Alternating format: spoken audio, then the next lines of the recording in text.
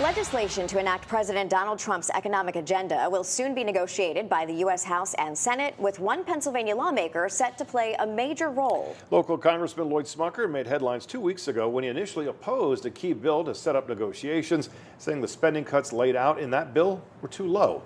Fox 43's James Corrigan spoke one-on-one with Congressman Smucker. He joins us with more details of where that bill stands. Well, Evan, the future of President Trump's economic agenda lies in the fate of his so-called one big beautiful bill, which is currently in the reconciliation process. That means Republican majorities in the House and Senate, they have to agree on that bill, which includes taxation, spending limits, border funding, all together.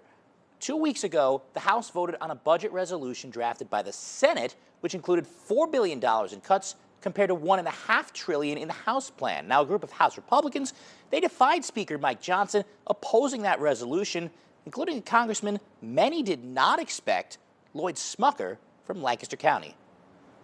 The $4 billion floor in spending savings in that Senate bill just simply are not acceptable. Congressman Lloyd Smucker was among the House Republicans who did not accept it and prevented the resolution from receiving a vote. The hold caused Senate Majority Leader John Thune to publicly commit to following the House's blueprint, including Smucker's amendment to tie any future tax cuts with spending cuts.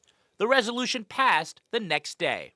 Until I've received some assurances that we would be following the House plan in our final reconciliation bill, I just could not support that bill. We received commitments from the Speaker in writing, from our leader in writing, that we would follow the contours of the House budget. Smucker's position against the House leadership is a departure for the Lancaster County lawmaker, who has rarely stood up against the Speaker, unlike Congressman Scott Perry, a neighbor to Smucker's district. Smucker told Fox 43 that this particular bill and the opportunity to lower spending and the deficit represented the reason why he entered Congress in the first place. If we have a sovereign debt crisis, which would occur when folks buying our treasuries would no longer believe that's a safe investment, you would see an impact on every American like something we haven't seen in a long, long time. We've got to get this right. We've got to fix the debt. We've got to change the trajectory. And we have to do that now. Despite Thune and Johnson's assurances, Smucker's support of the final bill is not guaranteed. The House and Senate will reconvene next week, and legislation will soon be drafted to map out President Trump's economic agenda.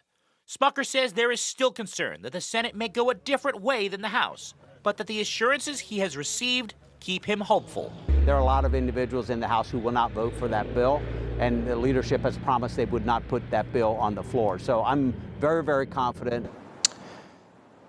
Now, among the concerns with other House Republicans is Medicaid, with a resolution instructing the Energy and Commerce Committee to find $880 billion worth of savings over 10 years. Now, some moderate Republicans are worried that number would have to include significant Medicaid cuts, but Smucker says he believes finding savings such as work requirements can get it to that number, and it'll all play itself out, of course, in the coming weeks, Evan.